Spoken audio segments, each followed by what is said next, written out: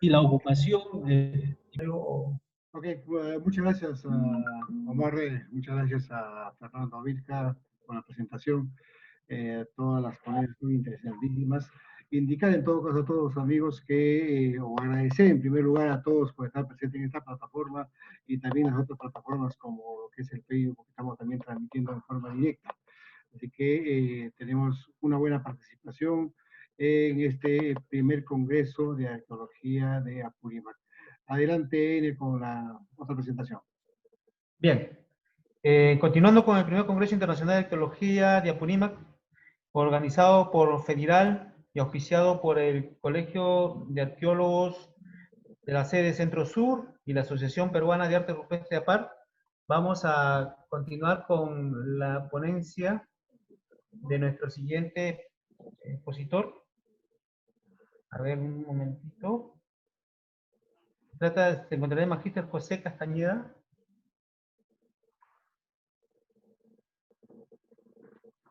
José Castañeda.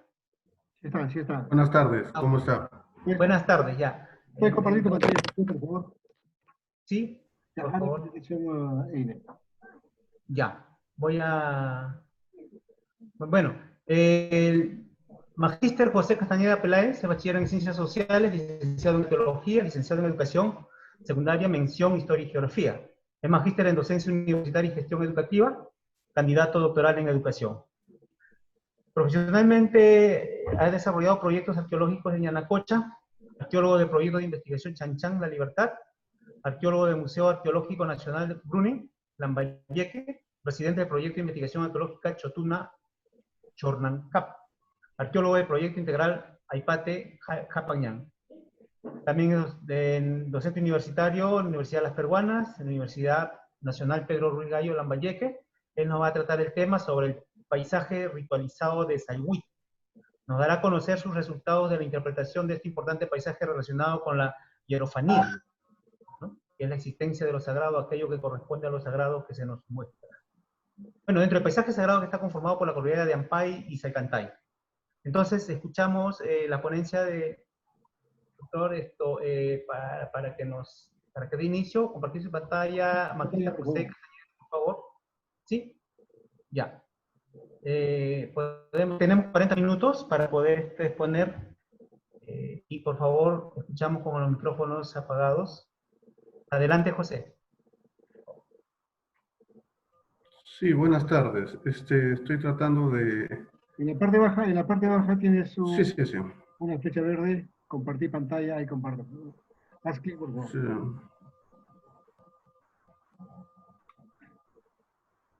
Bien, mientras tanto, puedo ir mencionando que dentro del paisaje sagrado que estaba conformado por la cordillera de Ampay y Salcantay, esta última integrada por una cadena de altas montañas cubiertas por glaciares con escorrentías y nubes que en sus entrañas estaban colmadas de agua, las estrepitosas tormentas eléctricas como se manifestaban.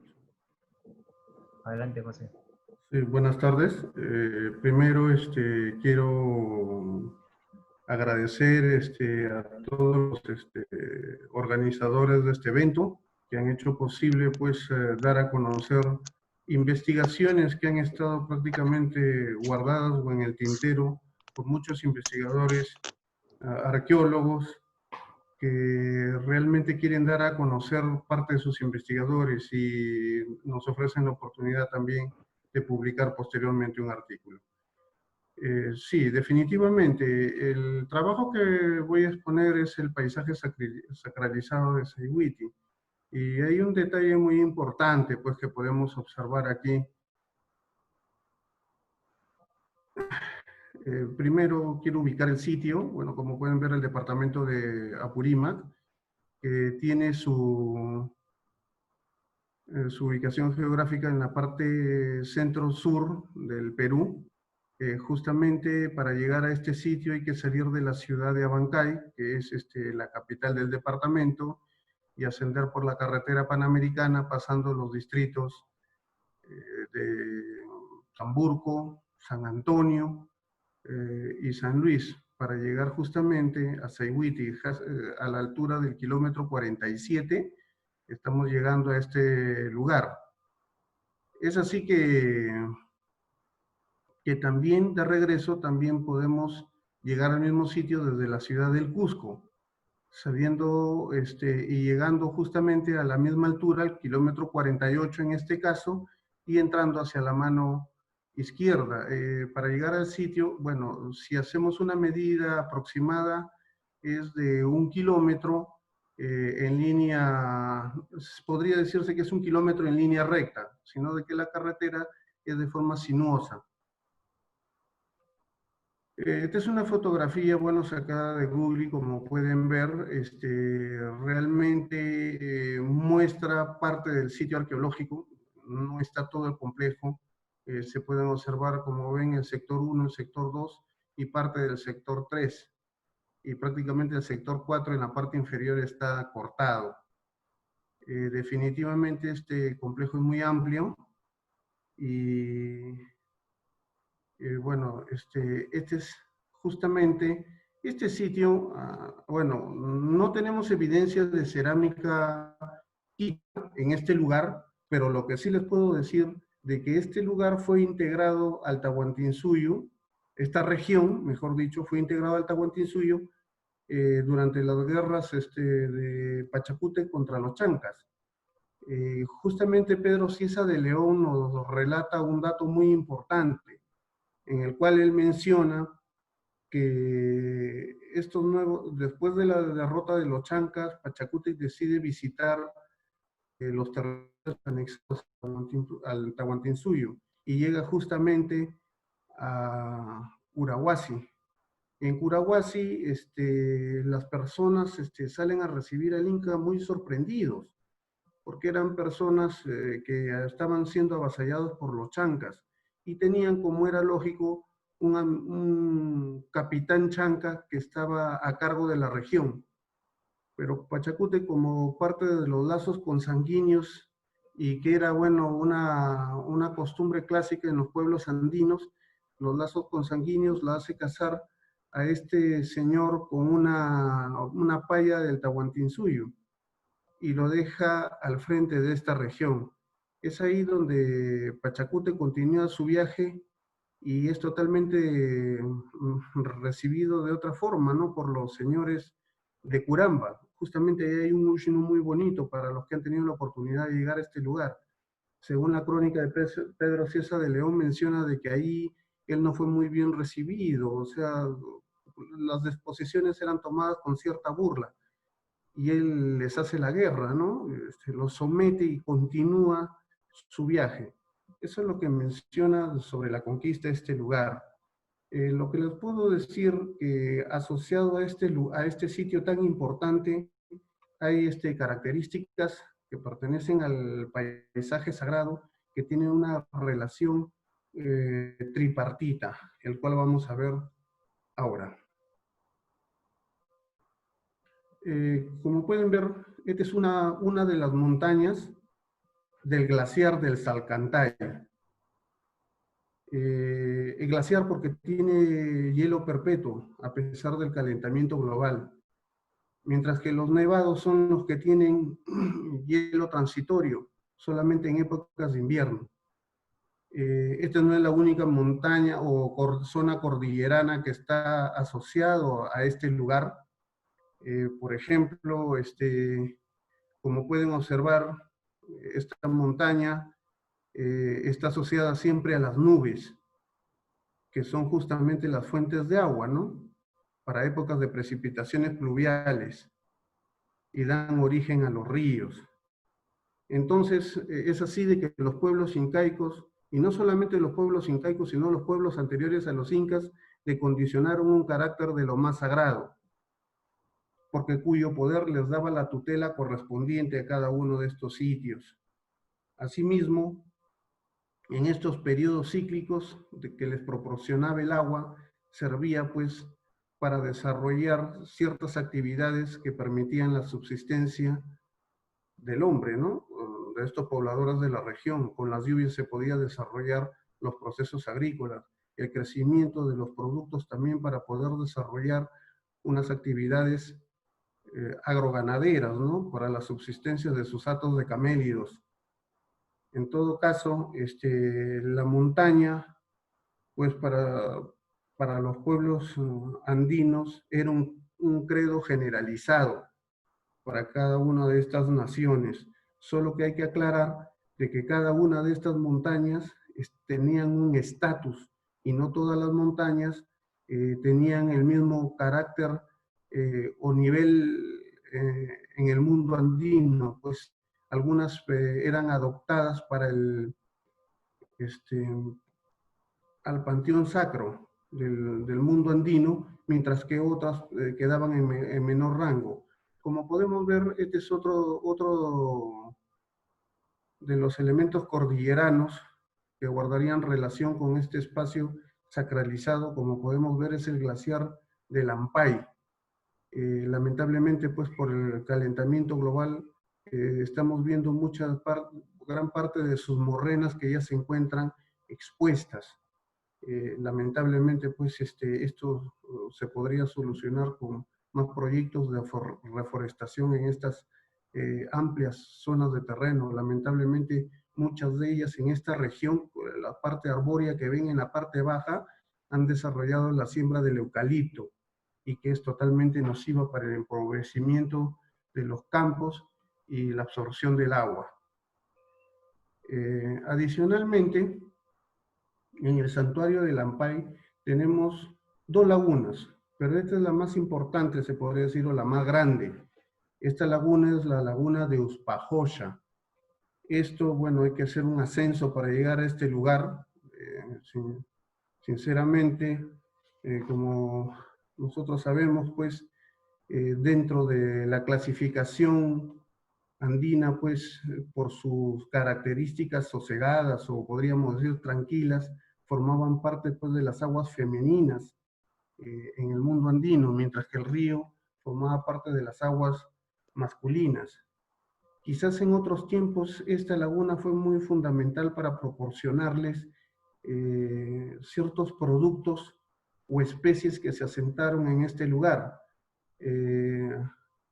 habiendo que aclarar que nosotros no sabemos o no se ha encontrado un origen, las creencias ideológicas del origen de los quichuas, que son un pueblo primigenio en esta región. Pero hay que entender de que los incas no solamente lo tienen como Pacarina, lago Titicaca, sino también los mismos chancas lo tienen el lago, la laguna de Choclococha, que está en Huancavelica, una laguna también muy impresionante. Acá hay un dato muy importante.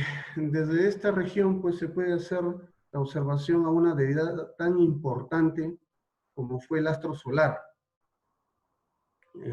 Quizás este culto fue anterior a los incas, ¿no? En muchos pueblos, pero que los incas, con la transformación religiosa que da Pachacútec, se podría decir que era la deidad, pues, más importante desde el punto de vista del Inca clásico, ¿no? O Inca imperial. Bueno, esta deidad, bueno, fue observada constantemente por los pueblos andinos, porque justamente formó parte de todo lo que era el calendario, como parte del calendario de estos pueblos. Para ello, en algunas regiones se instauraron las famosas sucancas, ¿no? Pero en este lado no hemos podido hallar en las prospecciones que hemos realizado, no hemos encontrado este tipo de estructuras para poder afirmar que la observación era bajo esa modalidad. Pero sí les puedo decir de que hemos encontrado una estructura muy importante, que es el Ushno. Y esto está en la parte baja, justamente en el sector 4 que les estaba indicando, el Ushno de Sayhuiti, que es muy importante. Como ven, es una plataforma que sobrepasa los 3 metros y los 12 metros de largo, los 3 metros de alto, disculpen.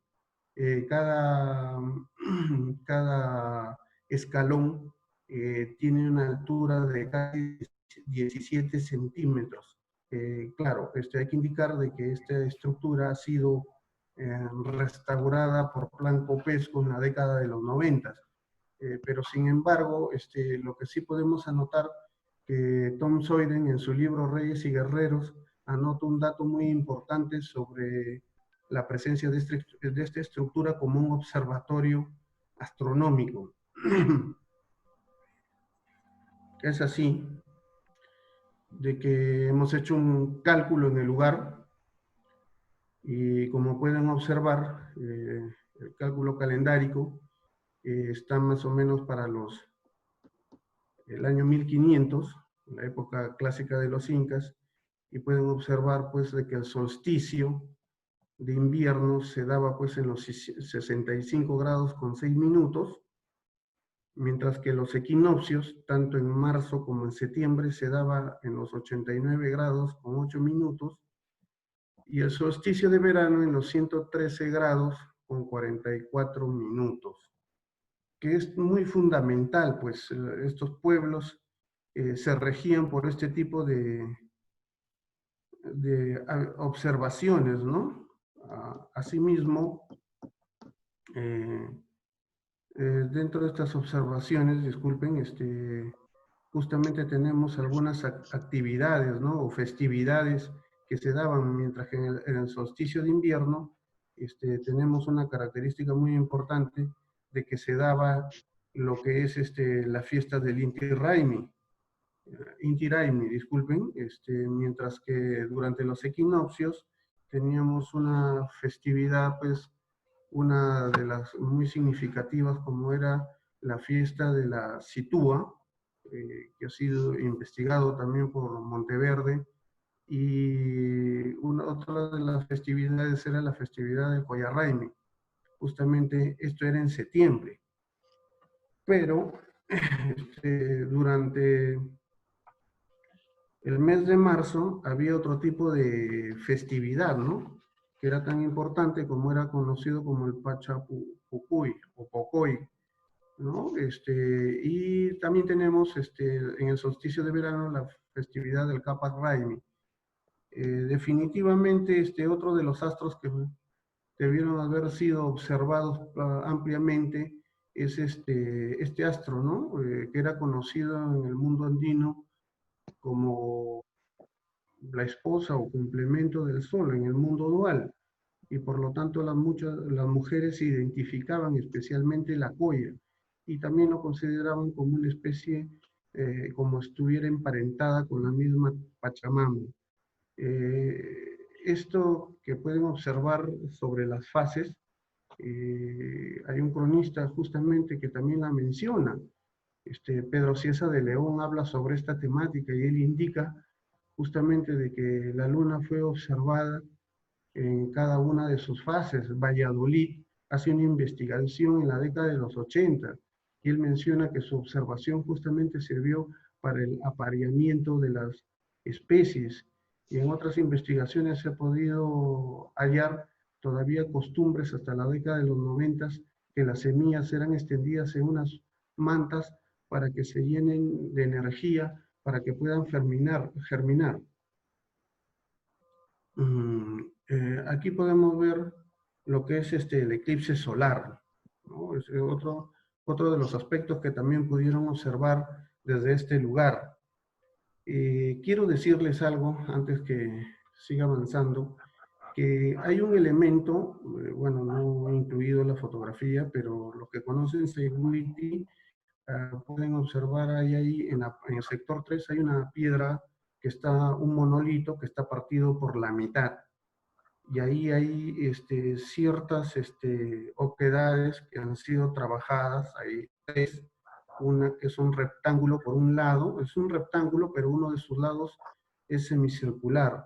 Hay también una estructura, hay una perforación o una oquedad circular, y también hay una figura geométrica que posiblemente ahí se pudieron hacer este tipo de observaciones. Bueno, no hay mucha información sobre el pensamiento de los pueblos sobre el eclipse solar, ¿no? Pero sin embargo, Bernabé Cobo, en su crónica, menciona algo curioso, ¿no? Que dice de que ellos creían que era algo muy peligroso, ¿no? Que sucediese este tipo de actividad. y esto lo consultaban con ciertos adivinos, ¿no? Para interpretar a qué se debía este suceso desde el punto de vista de su óptica, ¿no? Y a su vez empezaban a realizar sacrificios. Estos sacrificios, dice de que empezaban utilizando desde bebés, niñas, asimismo ofrendaban estatuillas de oro y plata a esta deidad. Eh, eh, También pudieron observar este tipo de eventos, ¿no? Los eclipses lunares. Es así que hay un dato muy interesante en las crónicas que justamente lo dice Garcilaso de la Vega, ¿no? Que él menciona de que cuando veían que sucedía este proceso, que la luna pues empezaba a ennegrecerse, los pueblos andinos creían pues de que había un mal que la estaba quejando, ¿no? Y buscaban a todos los perros de distintos tamaños, ¿no? Y eran atados y empezaban a darle de palos, ¿no? Para que estos animales aúllen y lloren, ¿no? Y igual mandaban a los mozuelos o a los muchachos para que lloren con grandes alaridos, para que así la luna pueda recuperarse del mal que le aquejaba. Eh, Asimismo, miren, esta es una foto de la parte de abajo de Curahuasi, justamente acá en el Capitán Rumi, es donde se ha podido tomar esta fotografía justamente, es entre los meses de junio y julio, justamente en estas épocas, ¿no? Buscando la mejor toma a las 2 de la mañana. La verdad es que es un poco complicado, las condiciones climáticas pues ahora se ven alteradas, ¿no? Y a veces hay bastante presencia de nubosidad y no permite este tipo de trabajos. Como nosotros conocemos pues este tipo de constelaciones fueron muy importantes en el mundo andino y justamente Polo de Ondegardo es uno de los cronistas que menciona de que las especies y las aves estaban representadas en estos tipos de constelaciones, ¿no? Todos estos tipos de entes, es lo que más o menos él menciona, ¿no? Y que estaban identificadas en el cosmos, pues, por las castas del Tahuantinsuyo, ¿no? Y se ponían pues a idolatrarlo o adorarlo, ¿no? Una de las formas era de que ellos entreabrían las palmas de las manos y estimulaban una resonancia con la boca, ¿no? Algo así como si estuvieran dando un ósculo, eso es más o menos lo que mencionan, ¿no? Estos cronistas. Bueno, otro de los aspectos que también podemos observar, las observaciones siderales, ¿no? Una de las que era muy importante pues en los pueblos andinos, justamente es lo que estamos observando acá, es justamente las Pléyades, ¿no?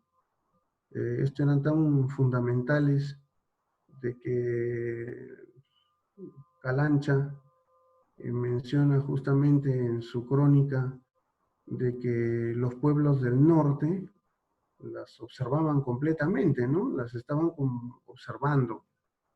Y la verdad que estas justamente hacían su desaparición casi a mediados de abril y aparecían los primeros días de junio, ¿no? Asimismo, les puedo hablar de que también pudieron haber observado los cometas, y esto está registrado en las crónicas. Por ejemplo, el Halley fue observado, pues, en 1531, por Atahualpa lo pudo ver, y tuvo gran preocupación, ¿no? tuvo gran preocupación al observar porque para ellos era un evento catastrófico que se avecinaba, hasta inclusive ya era tomado como que iba a suceder la muerte de un inca. Esto justamente, si nosotros refrescamos un poco la memoria también, en el tiempo de Huayna Cápac también se observó pues un cometa justo cuando estábamos con la viruela, ¿no? Estaba diezmando a las poblaciones incaicas. Él pudo observar este tipo de evento. La verdad es que desconozco qué cometa habrá sido, pero sí les puedo decir de que Atahualpa pudo observar lo que era el Halley. Acá hay un aspecto muy importante, como pueden ver, es el río Apurímac. Este río es impresionante, al menos uno cuando llega a estas zonas, desde la parte alta, eh, escucha pues como habla, como le llaman comúnmente, ¿no? El Rímac, Apurímac, ¿no? El señor que habla. Justamente es impresionante cuando uno llega al cañón de Apurímac y escucha, da la impresión de que el río estuviera muy cerca a nosotros, pero según algunos cálculos, algunos investigadores que han llegado, hablan de la posibilidad de que el cañón de Apurímac sea más profundo que el mismo cañón del Colca, pero la verdad que yo no le he medido, solamente les comento, ¿no? Bueno, el río, este río mal llamado de esa manera, ¿no? Por los españoles, ya que cuando llegan por este lugar encuentran una huaca, ¿no? Un ídolo que era cuidada por la sacerdotisa Azarpay, ¿no? Lo que menciona Pedro Pizarro en su crónica. Y ella, al observar de que los españoles venían a capturarla, ella se desbarranca se desbarranca hacia el famoso río Apurímac. Y es así que los españoles, el nombre de la Huaca, pues, le adjuntan a este río, ¿no? Pero cuando llega este estudioso Squire en el siglo XIX, él justamente nos da un dato muy curioso en sus investigaciones. Encuentra de que este no era conocido por muchas poblaciones con ese nombre, sino que en el tramo de Curahuasi, hacia el sur, era conocido como el Huayna Rímac, ¿no? Y hay que dejar en claro, pues, de que tendría relación con lo que con lo que dijo también este investigador García Leade, que el joven es el que fertiliza, el que fecunda, ¿no? Acá tenemos también un dato que no podemos pasar por alto en este espacio sacralizado, es justamente los ancestros, ¿no? Y en el mundo andino esto tuvo gran poder. En una de las crónicas anónimas, ahí menciona justamente de que estos pueblos, los pueblos que conservaban este tipo de ancestros, en algunos casos hasta eran objeto de la sustracción de su malqui por otros pueblos. Y estos pueblos prácticamente los conminaban a que a su antojo hagan lo que ellos le pedían con la finalidad que puedan recuperar su ancestro en el futuro, ya que como muchos de nosotros pues conocemos de que los ancestros formaban parte de este Axis Mundi, ¿no? También que ellos moraban en el Ucupacha, pero podían intervenir o dar la bendición final a lo que eran los procesos agrícolas, ¿no? Es muy importante esto, ¿no? Los pueblos siempre estaban en la búsqueda del bienestar, y es por eso de que les colmaban de grandes ofrendas a estos malquis. Estos malquis eran sacados en las festividades más importantes. Miren que las crónicas no mencionan cuál sería el malqui para esta región de Apurímac, ¿no? No sabemos tampoco de los quichuas. No sabemos si este señor de que hace la alianza Pachacute, que hace la alianza con este capitán Chanca, en algún momento haya formado de repente, ¿no? No sabemos, una especie de mal que a futuro. Eso, bueno, es difícil de sustentar.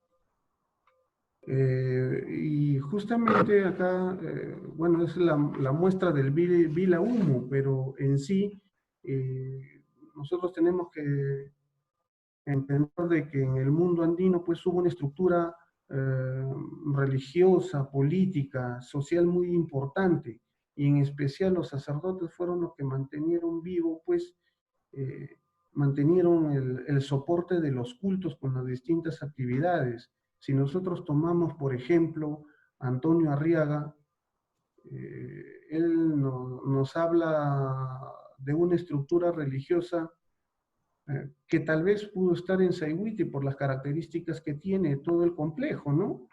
Habla Livia Pauvilac, la presencia de él, el Huacabilac, el que hablaba con las huacas y el que se encargaba de organizar toda la estructura religiosa, habla del Punchaubilac también, ¿no? Y habla de otros sacerdotes que eran adivinos, ¿no? En las extremidades de las arañas, inclusive habla del Yanapa, ¿no? Que era una especie de asistente de estos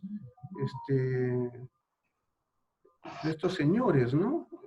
Es así de que el gran prestigio, pues, que podían tener cada vez las huacas por sus vaticinios acertados, habría formado, pues, parte, pues, de las caravanas que iban justamente para la festividad del Inti Raymi hacia el Cusco, ¿no? Donde se volvían a darles el estatus por sus acertados vaticinios a través del año agrícola, ¿no? A cada una de estas deidades. Lo que sí debo decirles finalmente es de que sí, efectivamente, hay investigadores que han agotado este tema, han tratado este tema y seguirán viniendo más temas, ¿no? Y justamente Farfán habla de que estos espacios o paisajes sagrados fueron sacralizados y manipulados para mantener cohesionados a los pueblos, ¿no? Y justamente, pues estas sociedades interactuaban en este paisaje no solamente con la territorialidad y la geografía sagrada que fue tan importante en el mundo andino. Gracias. Muy bien. Qué interesante conocer un poco más sobre los conocimientos de nuestros ancestros a través de estos paisajes ritualizados como lo han expresado Magíster José Castañeda. A ver si hay alguna, vamos a pasar a la rueda de preguntas, a ver si hay alguna pregunta en el chat. Vamos a ver.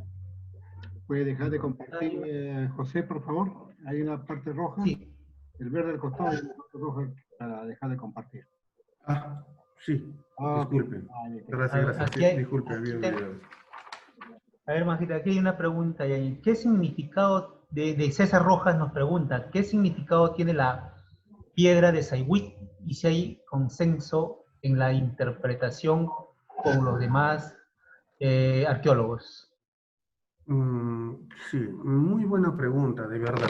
Me parece importante lo que acaba de decir. Mire, para hablar de paisaje sacralizado,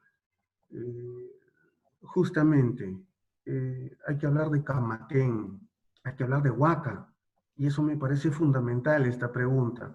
Definitivamente, mucho y poco se ha dicho de este sitio, de verdad. O sea, en líneas generales. El trabajo más amplio que he podido ver sobre Sayhuite es de Julio César Tello, en uno de sus cuadernos que ha sido publicado en el 2016 por la Universidad Nacional Mayor de San Marcos, que es de verdad muy interesante, ya que estos trabajos se han mantenido siempre en 7 llaves, ¿no? Y Tello nos da un dato muy importante, ¿no? Para empezar, de que a pesar del tiempo en el cual él hace sus investigaciones, puede hacer una identificación muy especial de cada una de las especies que han sido talladas sobre este lugar.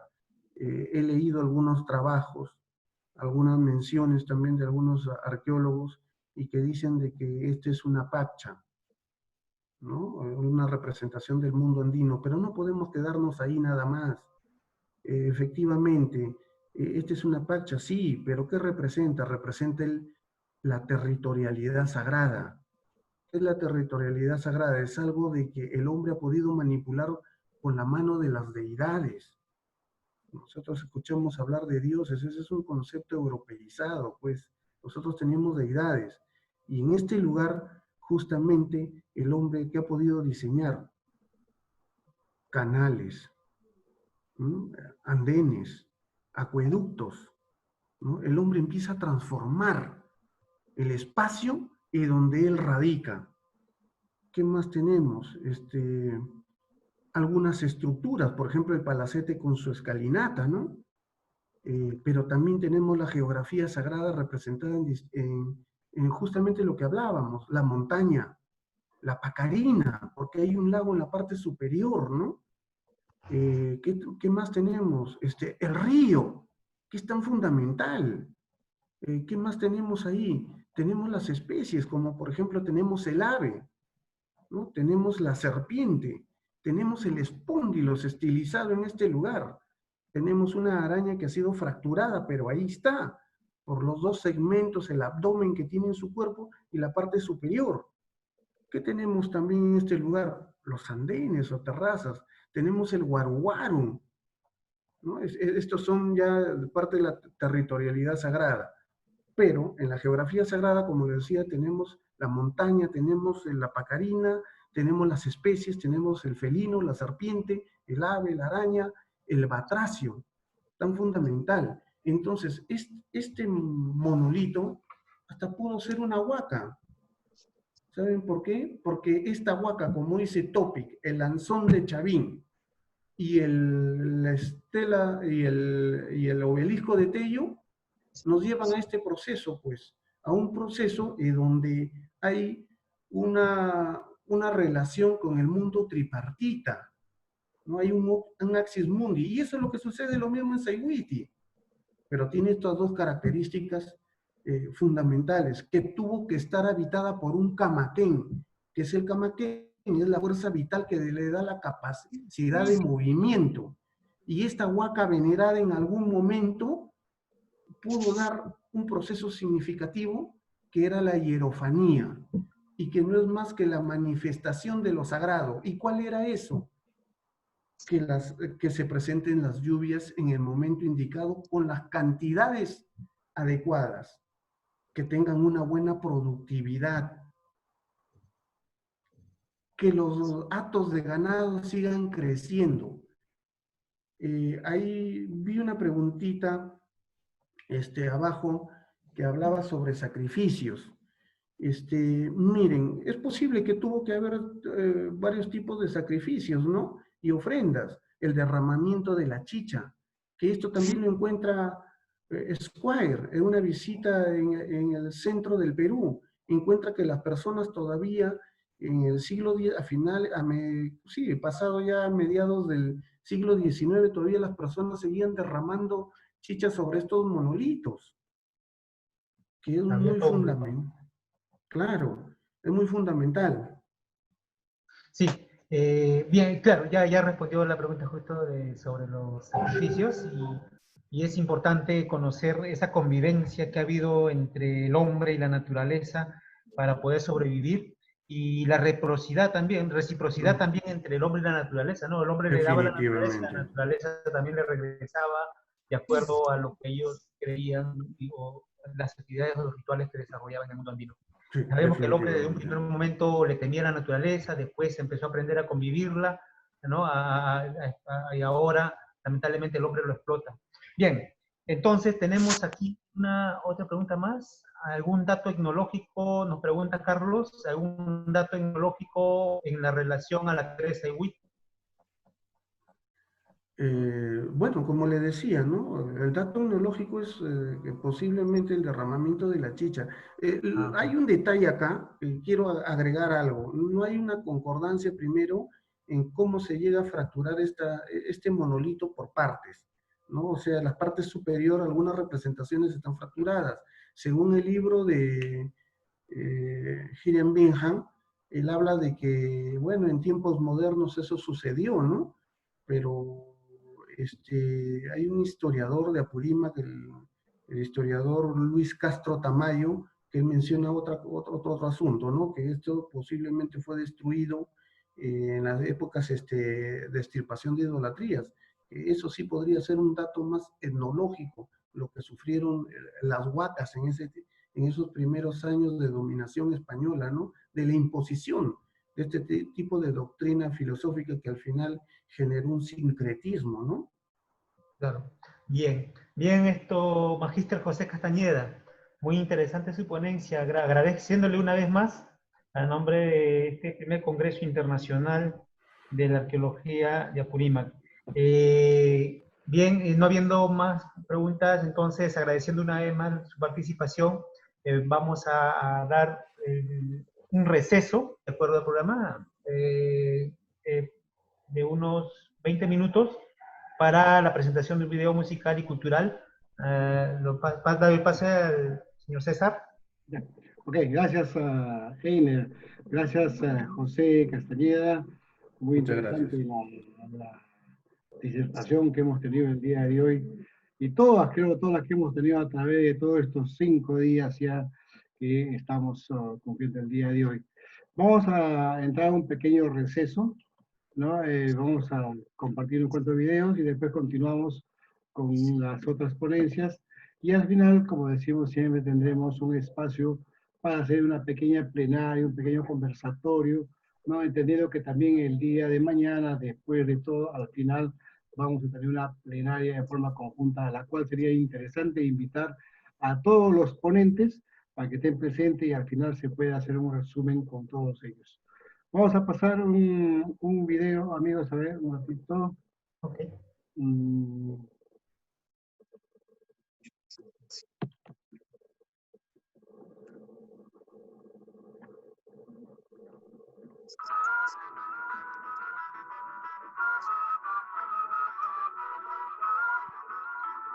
¿Se ve? ¿Se escucha? Sí, pero tal, medio lento.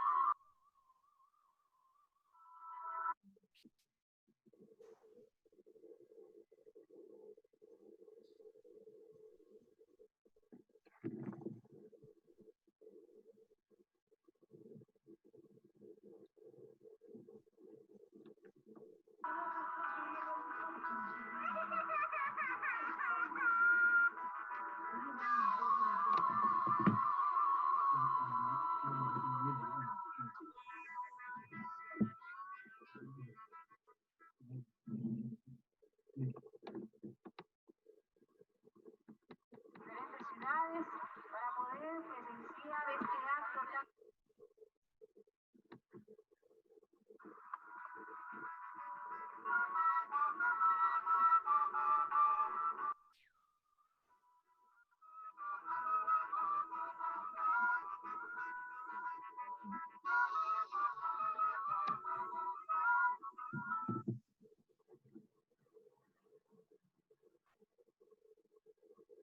Pues bueno, que Sapanca comunidad Yactan Manchayano, cerca Macho Sikuna, Iranculo, Masipi, Raikunamo. Guayra Rosun, Kimapas, Hampi, Ankia, Medicina Garga. Que sulfuchañata, 15 clase de Kukan, Morado China, Azul Chapul, Yurach Chapul.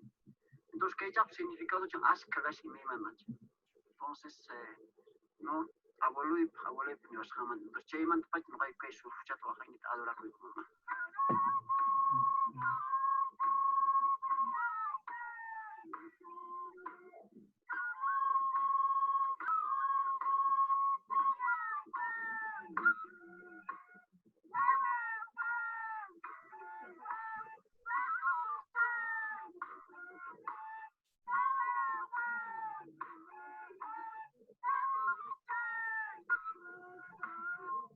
una chaya wamanka kaymantaka carnavalta uspalata taquita tusuita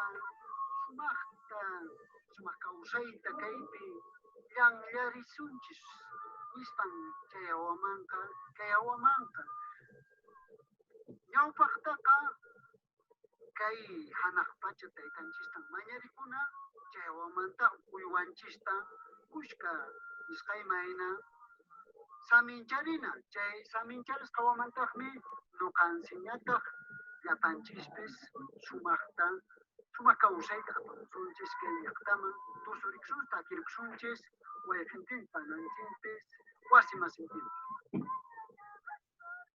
Nuqayku rishaykun Nillkapallanata chaypi lunes punchata Incaruspaña sumaqta chaypi nuqayku aylluntin chaypi puriramsaq kawallupi.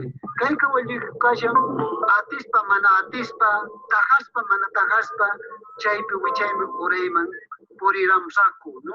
Chayqa llapa aylluntin chaypi tuparisaqku. Rishayku.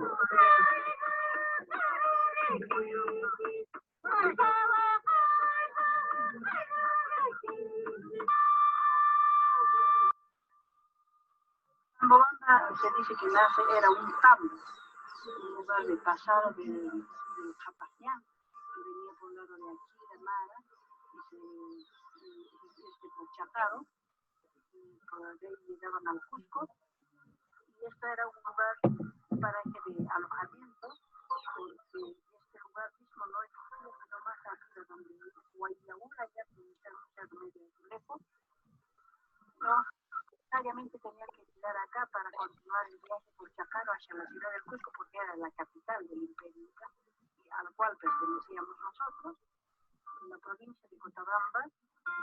Siempre ha existido desde la época pre-inca, pero Cotabamba no fue parte de Apurímac. Pero incluso en la guerra de Manco Cápac, cuando ha invadido el Cusco, desde Tambobamba, desde Cochabamba, desde Maraquira, han ido las huestes en apoyo a las filas de Manco Cápac. Y por eso hay restos arqueológicos como de los Yanahuaras, los Cucaspampa, los Tampupampa. Y bueno, estos hombres han sido bastante taciturnos, muy pasivos, pero guerreros cuando se les tocaba el punto de sus tierras, eran recolectores generalmente, también cazadores, ubicaban en las partes altas y en las ciudades, como el caso de Tambobamba, es un valle grandino, donde producen todas las cosas. Seguramente han escogido este lugar porque allá en la parte alta del Yaqui tenemos pinturas rupestres que demuestran el pastoreo que hacían de las llamas, ¿no?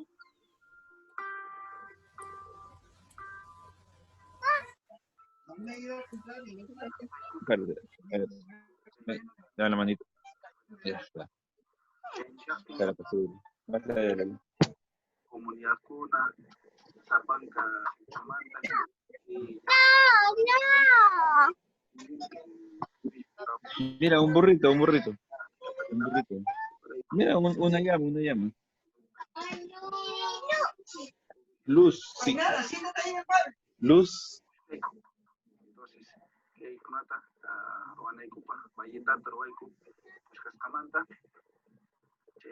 Chirico, o Almilla, Inamantata, Ruaiku, Pantalunta, Hualcata, Chiricunata, Sumbrota, Chuñuta, Huaracata, Chaca con Antica Paranapa, Chayamoki, Yipas, Huayna, Sipas, Macho, Erke, Mana Erke, Libre Neco, Suma Pachasca, Mosu Pachaun, pero de Teco, Pachaicon, no hay Croasaico, Chaypagni. No hay carnaval Tambobambino y Capayana Nescapa, Achaita Jaruaripico, es que quilla antes, de 15 quilla antes, o Atamanta, Alista y Sheku. Achaikuta, no hay Jaruaripico y Chumpico. Chumpika, hari chumpika huknira warmi chumpika kay pallanas tikayo, kay pallanas tikanisha llama ankay llapa kay puspiritu te representa, hinallataq kan kay hukuna nisqa sutiyuq chamarra o hukuna, kay hukunatapas medida ruwakuyku mana kumuntachu, imaynatas maki hatun taqsachu wasaykutas q'aytuwan chaytaqa medida tukuyku q'aytuwan wasayku maki hayqa anchaynas chay kuchuyku. Wakin qusayuqñapas kaykushaqa anqhinanataña adornapiqchi wakin solterakunaqa masta botón zapato mas anchaqa masta porque solteraqa qharumanqa al aire soltera llaqta nirinas, ¿no? Entonces kay qusayuq señorakunaqa wawakunaqa anchaynallataña serarikuyku anchaynan kaypi acharikuyku chaqa carnavalpaqpuni kay acha nisqaykuqa carnavalpaqpuni alistarikuyku manan yanqapuchaqa kay p'achaykunaqa purimikumanchu, ¿no? Carnavalpi alistarikuyku ñañayku.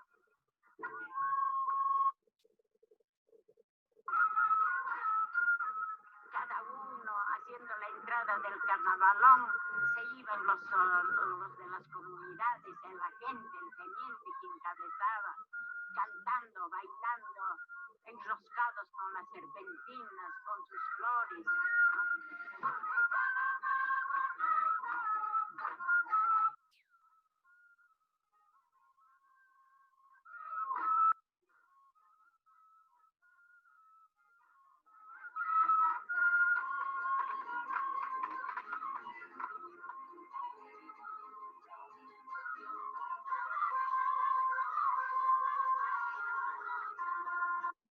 Que no suceda nada, que no pase nada, que los hijos se vayan a su lugar cantando, bailando sus cashuas cada cual a tener que llegar sin novedad para la alegría y la satisfacción de la familia.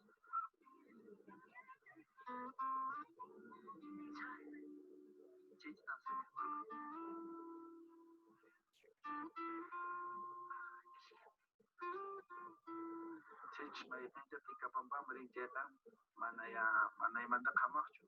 antes de tika tamashkamnan shumiruma chay wakanki surpo anchayta primerta ikshunan kama purimunan huk palla korina tikata pallakan shumirinchis tika kamnanchis Chaymi importante, a veces más importante, mamá, pues, mana, chayño, jamuyak, mejor amar eso hecho, Tikapallana, mamá, entonces, chayre, con que Tikapallana, Tikatapallamunay. Y no cajamos tampoco me llaman que Tikapampama. Tikapallarico, surf. Surf y mi que pampa pequeña, que wakan kita me voy a dejar de contar. Chay tanoka watan jamón y pallarico. Y una y manchurarico ne. Que jawal spicy la cae mi puro tu pampa, que mi pampa. Una ya que cae pecari que can chay can terua chay. Ini apa mungkin altura laluman. Kay suaman sa chaha ulaman abang chuy parman tunas tapalkat sa membrilluk kapakay tiyak bakun at putakunat inaret tiyak sa ulema ta abang antar antar sa pelatanya inas kay waklar el popular mana sa kata abang inas chuyut chaywang kahyang kuralus na no iskaira kal según kasta makina chay sa kahyang ko hawaris pantis nila putakunat sa chay sa cambio taruaring chay cambio luar kan semua kuma dapat kuna kay biar kan kuna chay ta dulu pan pada kuna tapi kuna kan chay bino so no bino meskan kay kuna kan kuna siapa yang kay kuna kan na chay kan dapat khasnya kan family pura tu pasang kota kay wakil kecil teman tino supaya sampai antos chay kuna kay polisi kan kakino semua khasnya nyanya itu na lokasi satu kuna nanti kampanye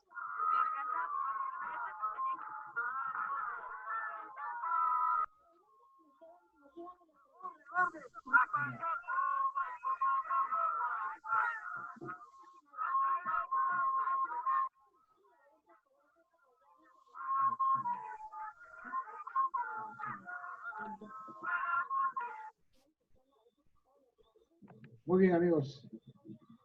Ya ha sido este pequeño receso musical que hemos tenido. No sé qué les habrá parecido. Espero que hayan gozado con todo lo que tenemos en las costumbres que tenemos en nuestro rico Apurímac.